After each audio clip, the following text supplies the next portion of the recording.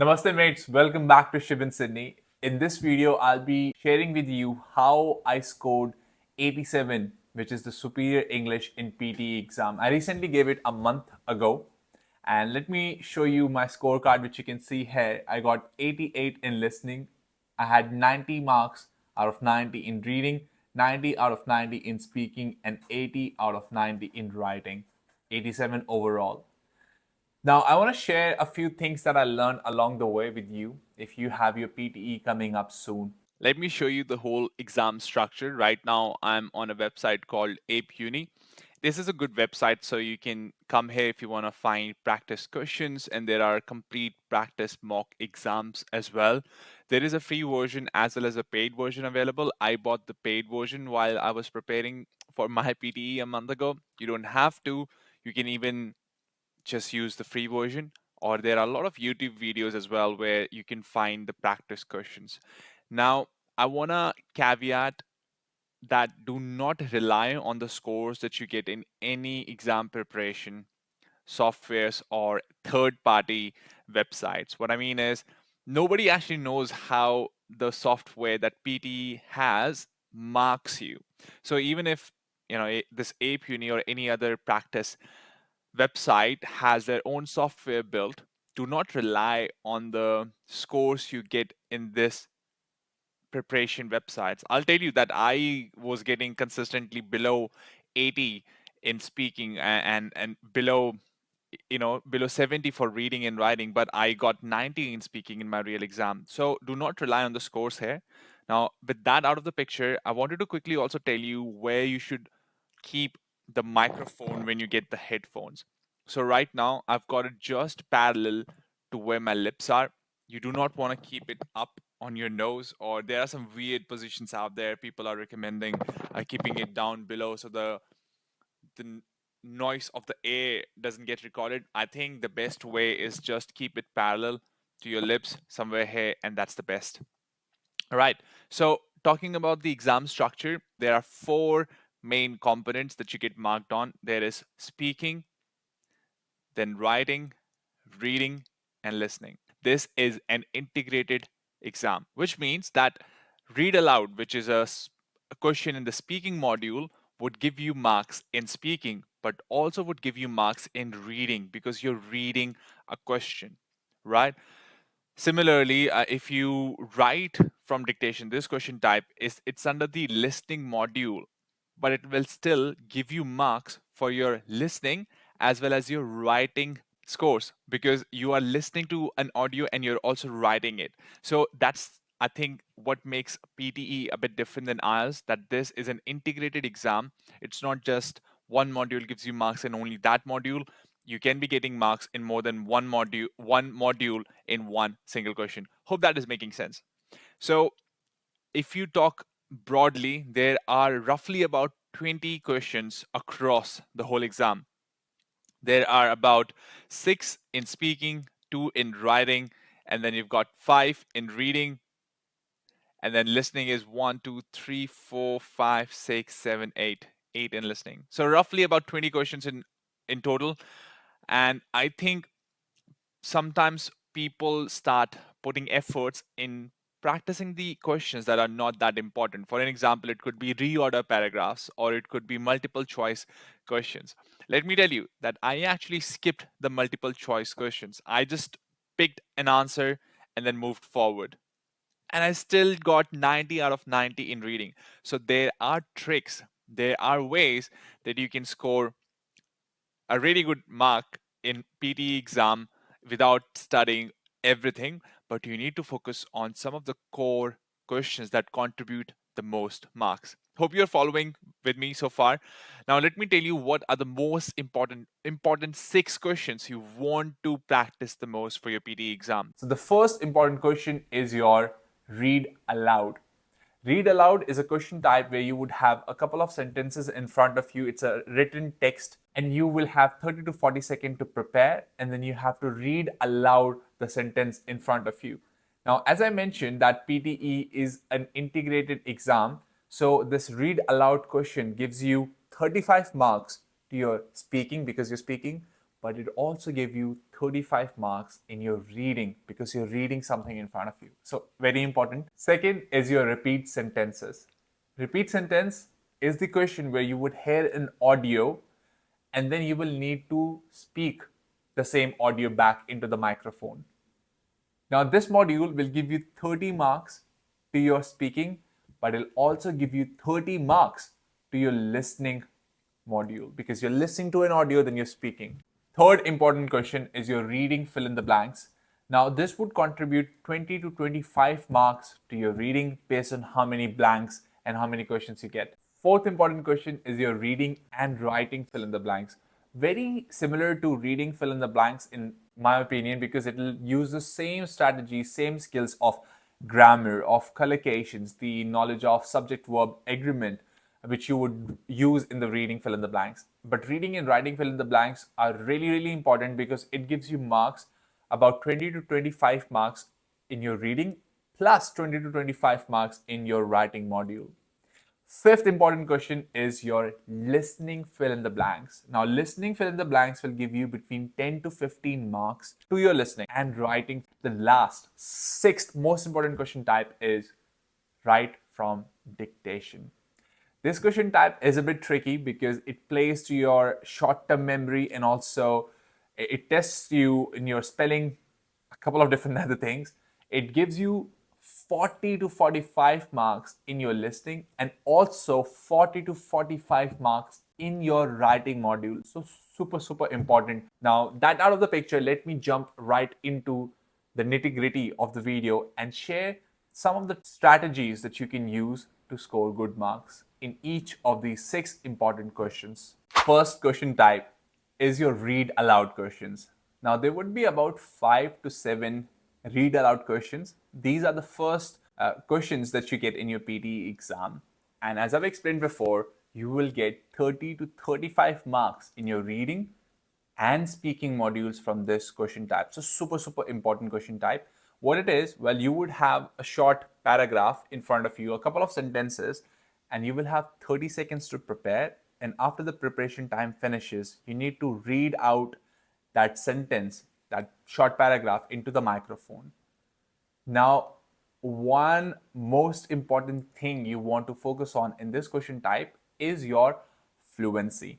If you're speaking fluently, then you would get really amazing marks. And that is what I focused on, which helped me to get 90 overall. Of course, there are a lot of other questions that helped me to get 90, but I was making sure in this read aloud question type, I was speaking fluently. There are a couple of ways you can do that. First thing is, in the preparation time, in those 30 seconds, do not just practice by reading that sentence in your mind. A lot of students do that. Don't make that mistake. In those 30 seconds, I want you to read that sentence out aloud as if it was your final attempt in that question. This will help you to find the words where you get stuck, where you don't know how to say them. And then my tip is just skip those words when you are actually attempting that question once the preparation time is done. So avoid the tricky words where you can get stuck because that will help you with your fluency. And another thing that you want to focus on is opening your mouth while you speak, which will help you in being more clear. Let me give you an example. Maybe when I start speaking without opening my mouth a little too much, then it becomes a little hard to sound clear. I know that example was over exaggerated, but open your mouth, not just for this question type, the entire PTE exam. Whenever you're speaking, open your mouth so you sound more clear. Another tip I would give is when you have about 3 to 4 seconds left in the preparation time, just take a deep breath, fill your lungs with air, because if you don't have air in yourself, then you can't speak, right? You need air to speak. So when there are 3 seconds left, take a deep breath and start speaking.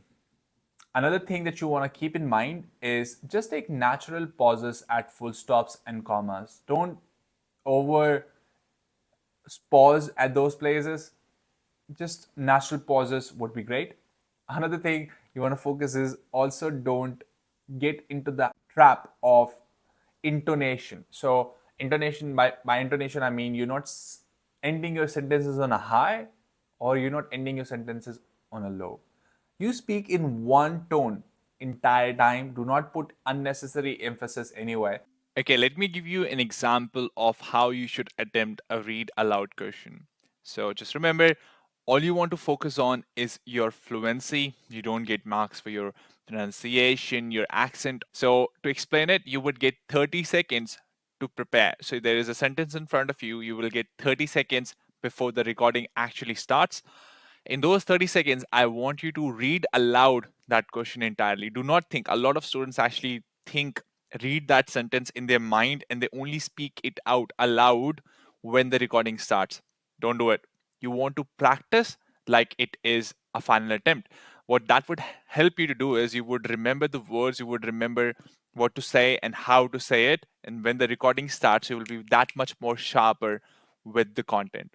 Now, here's something that nobody has taught me, or I didn't see this anywhere, but I find it incredibly useful, is that when there are only 3 seconds left in the timer in your preparation time, take a deep breath, fill your lungs, and then start speaking. Because if you are out of breath, you would not be able to speak, and that will break your flow. So make sure you take a deep breath, and if a long sentence comes, you can take a short breath when there is a full stop. So let's practice one of the questions together. This is Ape Uni again. Um, all right, this is how it'll look like. So we've got, you can see there is about 30 to 40 seconds to prepare. There is a sentence in front of me, 3 sentences. I want you to read this out aloud and find the words that are tricky so you can just avoid speaking it, because you do not want to speak and get stuck. Just skip any hard words. I don't think there is anything hard here. I'm just going to quickly go through it.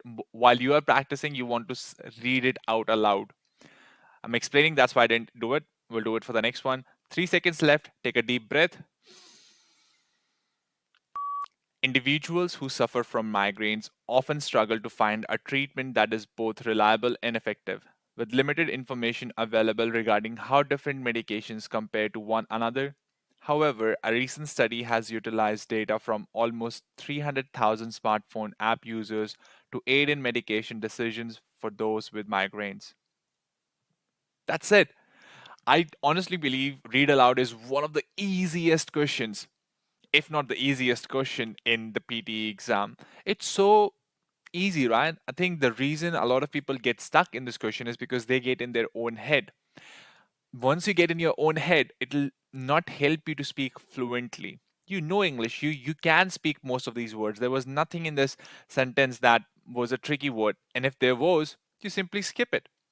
You just need to be confident in yourself, in your abilities, and speak fluently with confidence. I think that is the trick. Just speak confidently with utmost confidence. That's the only trick that I can explain in this one, and then skip all the hard words. Let's give another question a try. I'll give you another example. Go to next one. This time I'll attempt it the way I would have attempted in a real life exam. I wouldn't explain what I'm doing. So let's go. Amid the global water crisis, the process of cryptocurrency mining has been found to consume a substantial amount of water, with predictions of an even greater demand in the future. A recent study has provided the first extensive calculation of the amount of water used by Bitcoin. The researcher has expressed concern over the potential impact on drinking water if this practice continues without proper regulation. Again, I have 10 seconds left. I think predictions, I got this wrong. So if I want to, I can just skip it. Take a deep breath. Amid the global water crisis, the process of cryptocurrency mining has been found to consume a substantial amount of water, with predictions of an even greater demand in the future. A recent study has provided the first extensive calculation of the amount of water used by Bitcoin. The researcher has expressed concern over the potential impact on drinking water if this practice continues without proper regulation. That's it. And as soon as you have spoken the entire thing, press on the next question. Do not wait for the time to finish. Maybe you would still have time left in this question, but go to the next one. You do not want to spend any time on this one. All right, let's go to the next question type. Second question type is your repeat sentences. you would get about 8 to 12 repeat sentences. And as I've mentioned before, you will get 30 marks to your listening and 30 marks to your speaking from this question type. What would happen here is you will hear an audio and you will need to speak that audio back into the microphone. Again, the trick here is focus, focus, focus on your fluency. That's the most important thing in this module as well. If you are fluent, then you are in a good position to score really good marks in this question type as well. Now, common problem with a lot of students in this question type is that they can't remember all the words being spoken. And I think it's very valid because this question type tests your short term memory as well. You need to remember about 8 to 12 words. You need to speak that back within a couple of seconds. You don't get to hear that audio back for the second time. So you only hear the audio once and you need to speak the audio back. Couple of things I would say is do not listen to cram the words, do not listen to remember the words. Listen to understand the meaning. If you understand the meaning of what is being spoken, it becomes a lot more easier to remember those words as compared to if you were listening just for the sake of remembering the words without getting an idea of what that really means. So for this question type, I would recommend to practice a lot. And if you do not remember all the words that were spoken in that sentence by the speaker, just speak fluently all the words that you can remember. If you go like, I think marks are gone.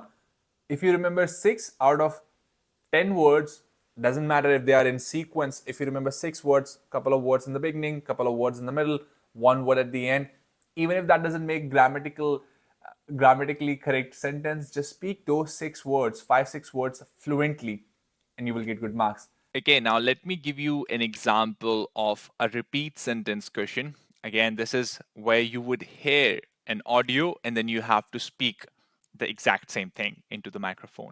So let's find a question and then we'll give you an example. Remember, do not listen to cram, do not listen to remember, listen to understand. It'll help you to repeat the sentences. And if you can't remember all the words, just speak the words you remember fluently. Those are the 2 tricks. We will change the classroom because this one is too small. We will change the classroom because this one is too small. See, simple. I heard the audio and then I was understanding we would change the classroom because this one is too small. I was picturing it in my mind. I was not just trying to remember the words, I was picturing it in my mind, which helped me remember all the words. I think this was an easy sentence as well. There were not a lot of words, but the trick remains the same. Whatever question you get, speak fluently. If you can't remember all the words, just speak 60 to 70% of the words you remember fluently. That is the key. Let's practice one more question. Car park permits can be obtained at the Student Service Center. Car park permits can be obtained at the student center. I get it. Maybe in the beginning it'll be hard because it is your short-term memory. So it takes a bit of practice. I think this one would need a lot of practice as compared to, let's say, read aloud, because this is playing on your short-term memory. If you can remember words and then you have to speak it instantly. So again, my point here is listen to understand. Do not listen to remember. Once you listen to understand, you will be able to remember more. And then try to remember at least 60 to 70% of the words if you can't remember the whole 100% of the words, and speak them fluently. Do not hesitate. Let me give you one more example. Let's see if we can find something that is a long question. So let's try this one. The students are supposed to assemble in the seminar hall before the announcement. The students are supposed to assemble before the... See, that was a great example. I could not remember all the words in this question type. So whatever I knew, I just spoke fluently. Of course, I wouldn't get full marks in this sentence, but I wouldn't get 0 either because I did speak things and I spoke them fluently. Let's check. Let's check how much we scored in this. So the sentence was the students are supposed to assemble in the seminar hall before the announcement. And I could only remember 1, 2, 3, 4, 5, 6 words out of 7, 8, 9, 10, 11, 12, 13. So 6 words out of 13. That is about 50%. I got it right. So that's okay. Sometimes if there is a long sentence, you might not remember all the words. Even if you remember some of them, speak them fluently. I spoke some words that I could remember from the beginning, then I forgot the words in the middle, spoke something in the end. Third question, reading and writing fill in the blanks. I personally think this is so similar to reading fill in the blanks. However, in reading and writing fill in the blanks, the difference is instead of having many options in the bottom for the blanks and for you to drag and drop, you would get a passage. Again, there would be blanks in it, but there would be 4 options, a drop down for each of those blanks. So to me, I think the same skills are required in this question type as well, which is your grammar, collocation, phrases, and idioms. Doesn't matter if there are 4 options or if they were drag and drop, you're still being marked on the same thing. Again, I'll show you how I attempted this question type. Okay, so let's give you an example of the reading and writing fill in the blanks. I have got Ape Uni open in front of me. I'm just going to pick any random question. So this is how it looks like. You would have a paragraph in front of you, which would have could be anywhere from 4 to 7 different blanks. All of the blanks would have 4 options in it, and you need to find the right one. As I said earlier, the key to solving these questions is having a good command over grammar, knowledge of collocations, phrases, and idioms. This comes a bit more naturally to me because I've been living in Australia for the last 5 years, and sometimes I don't even understand the right grammar structure. Like I cannot tell you what is verb, what is the noun, adjective in that particular complex sentence, but I can tell you the right answer 8 out of 10 times. So it comes naturally to me because I've been speaking in English, reading, listening, writing in English for the last 5 years. For you, it might be different if that is not your mother tongue and you are not have been practicing it for a while. So for that, I would recommend you to watch Skills PT Academic video. It's on YouTube, and the guy is called Nakul. He's a great teacher, and in fact, I learned a lot of other question types from his videos. And I would recommend you to go and check out his videos on reading and writing fill in the blanks. He has given you tips and tricks that you can use to quickly find the answer in such questions. So this one, I'll try to do this with you and try to explain why I think the answer is what I choose it to be. So neurotech is advancing rapidly, creating new possibilities for reading and manipulating our minds. But what are the ethical implications of these developments, and how can we ensure that our mental privacy and are not violated by companies or governments that want to access our brain data?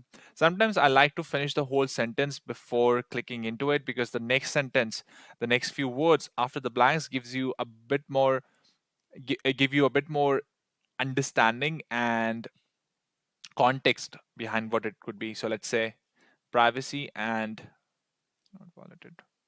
So it's saying that we ensure our mental privacy, and I think it could be autonomy. So because it's neurotechnology and it was talking about manipulating our brain, so autonomy means doing something by yourself, and we want to ensure that mental privacy and autonomy are not violated. Again, this is common sense to me, so that's why I picked that one. I'm not sure if that is the right answer, so we'll see soon. These are some of the questions what a group of experts have been trying to answer. They dash 5 new human rights for the age of technology. They propose or something. See, I could tell before even clicking into it because this is how it was making sense to me naturally. So they are proposing, right? So people are proposing something new for the age of neurotechnology.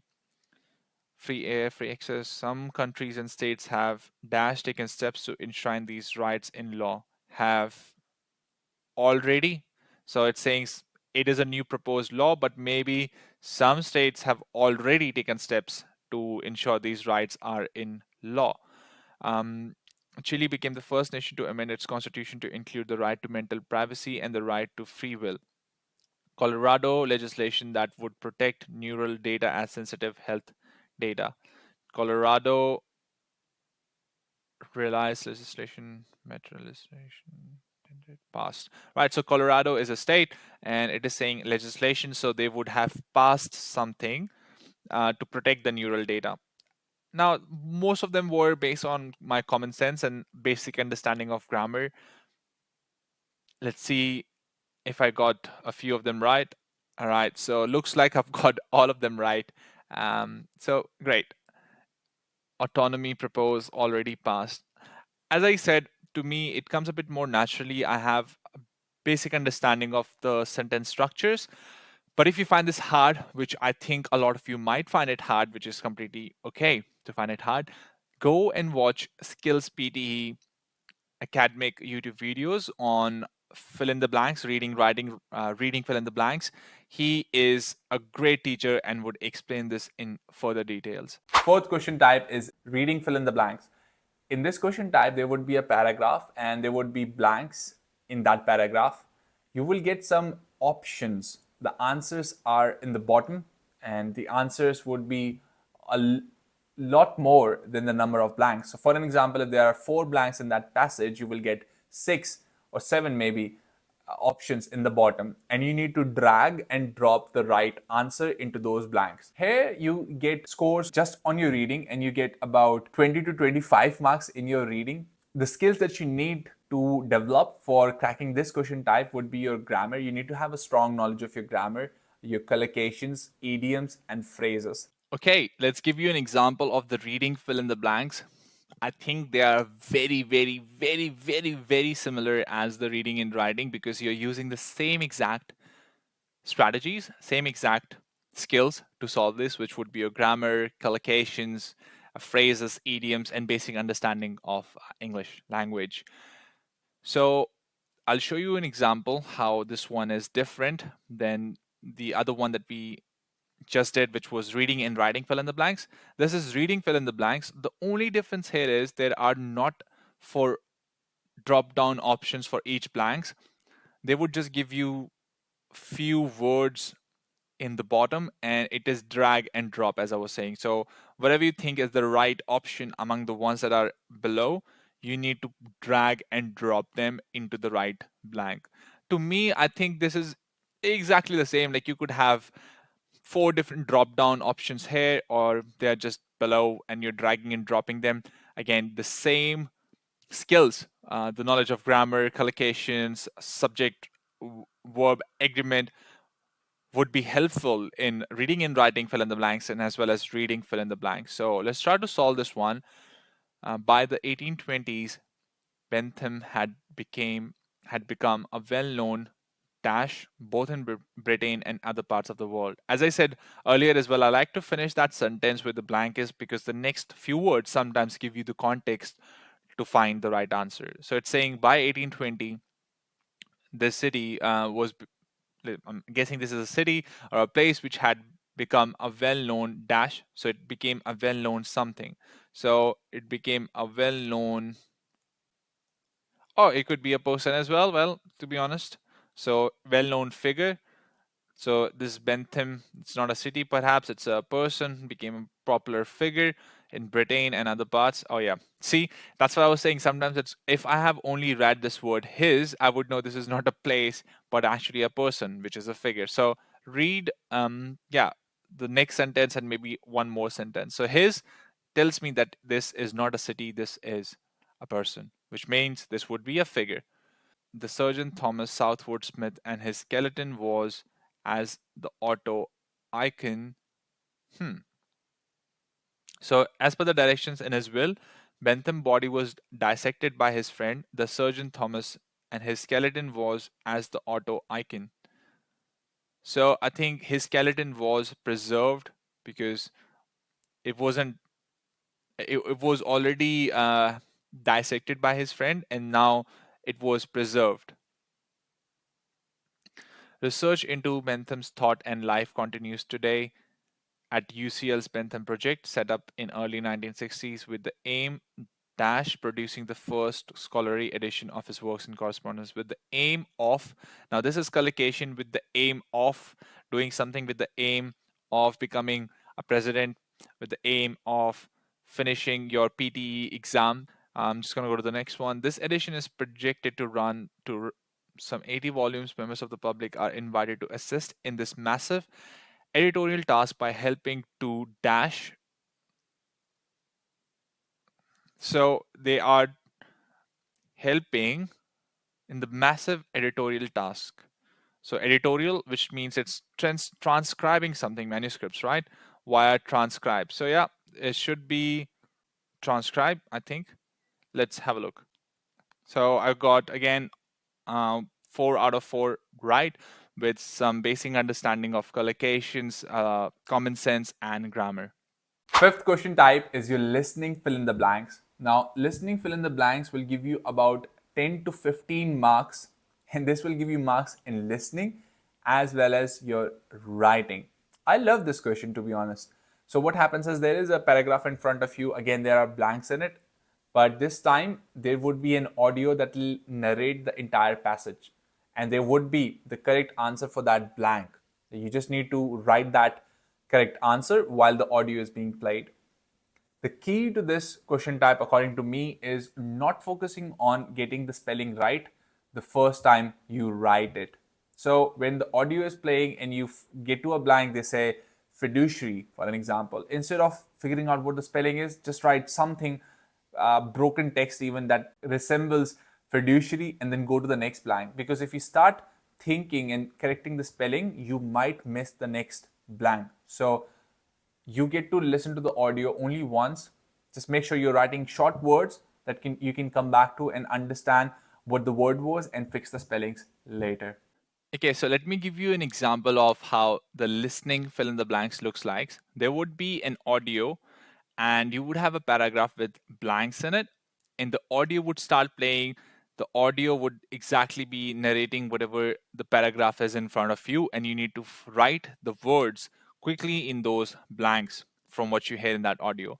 My tip, again, I would say, do not worry too much about getting the spelling right while you are listening to the audio, because that will let you to maybe miss out on the next blank. So just write quickly something that you can come back to, remember what it was after all the blanks are filled, after the whole audio has played, and then you can start fixing up the spelling. So let's try this one together. So, what is quantum mechanics? Even though it was discovered by physicists, it's not a physical theory in the same sense as electromagnetism or general relativity. In the usual hierarchy of sciences, with biology at the top, then chemistry, then physics, then maths, quantum mechanics sits at a level between maths and physics that I don't know a good name for. Basically, quantum mechanics is the operating system that other physical theories run on as application software, with the exception of general relativity, which hasn't yet been successfully ported to this particular OS. Okay, so now I have written down the things. You can see I didn't properly put the right spellings in. Now I'll go back and change the spelling. So this was a physicist. Physicist. Huh. Physicist. Probably. I might be wrong, but well, let's check. Hierarchy.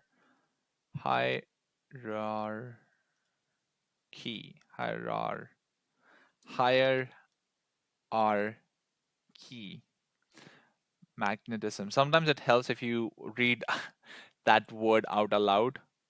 Exception. So magnetism, physicist, hierarchy, level. Okay, let's check. Yep, as I was thinking, the spelling of physicist was wrong. It's there, but I got the rest of them right. So yeah, again, the tip here is, we'll do one more example together. The tip is, do not worry about the spellings in the first go. I think that's not going to be such a viable option for Cerberus, but that may be the way that they're going to approach it. Private equity, of course, is supposed to have the advantage of taking management out of the spotlight of quarterly prophets and industry analysts and prying shareholder eyes, and that hypothetically gives them a chance to take slower, more patient routes to doing something to turn a company around. I would hope, and I have some, I guess, optimism that some of the Cerberus team will have some creativity and imagination. Okay, cool. So I did the same thing. I didn't worry about the spellings in the first go. Now I'll go back and fix the spellings. So viable, that's right. Private equity, industry analysts.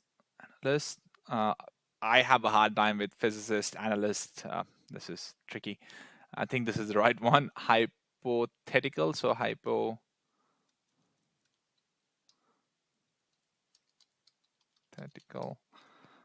patient, and optimism.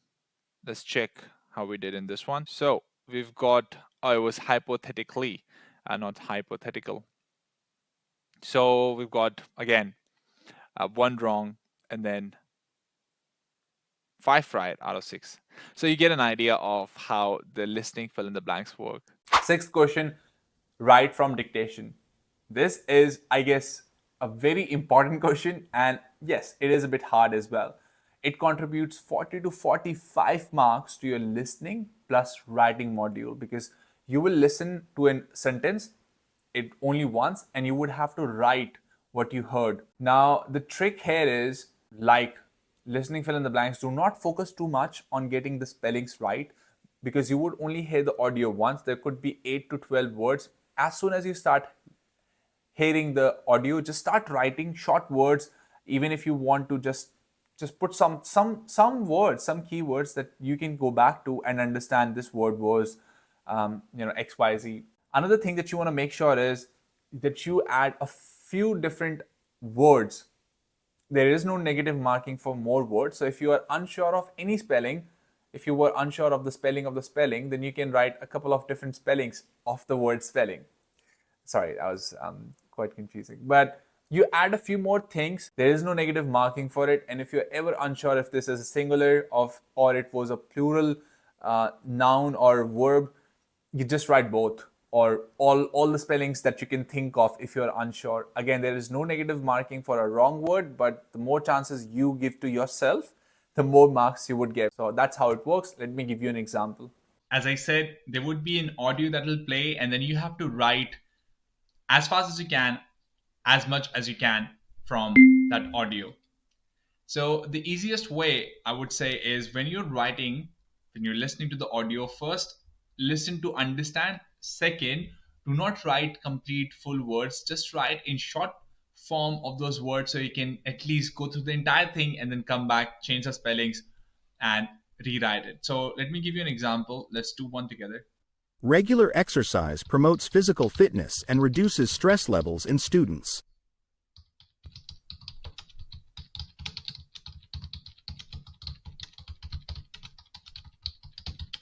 Look, this does not look good, right? But at least it helped me to write all the words that I could hear. And there were a lot of words in this sentence as well, about 12 words. So let's see, I think it was regular exercise offers physical fitness and reduces stress levels in students. Now, because I wrote it, I'm able to read this, and so you would be able to. I did not focus on getting the spellings right. I just wrote the structure there. Now I can go back and then fix the spellings, but at least I have all the words, all the keywords in front of me, which is great. If I was, let's say, if I was focusing too much on getting the spellings right, I would have missed the later half of that sentence. Hope that is making sense now. Now let's fix this.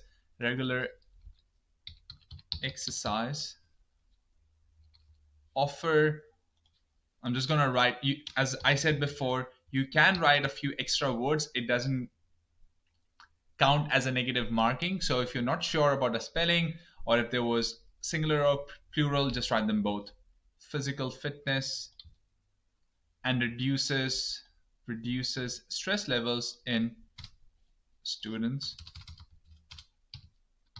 And at the last, I would recommend adding A and the B.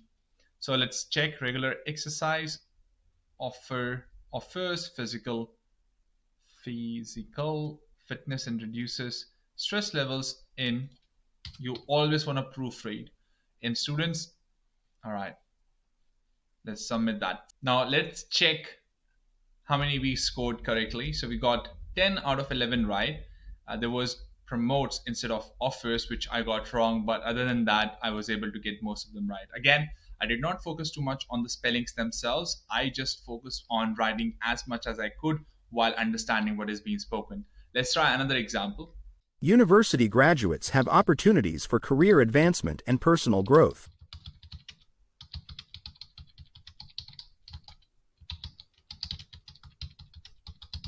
Okay, so university graduates have opportunities for career advancement and career growth.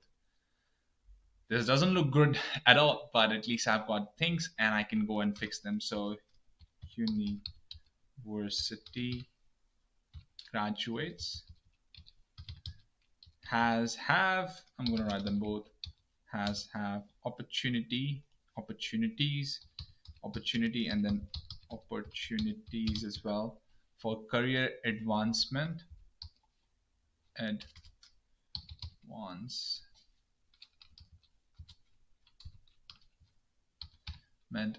career growth. Proofread it. University graduates has opportunities for career advancement and career growth. I'm just going to write A, the B. All right, let's submit that and see how much we scored. We scored 9 out of 10. There was advancement and personal growth.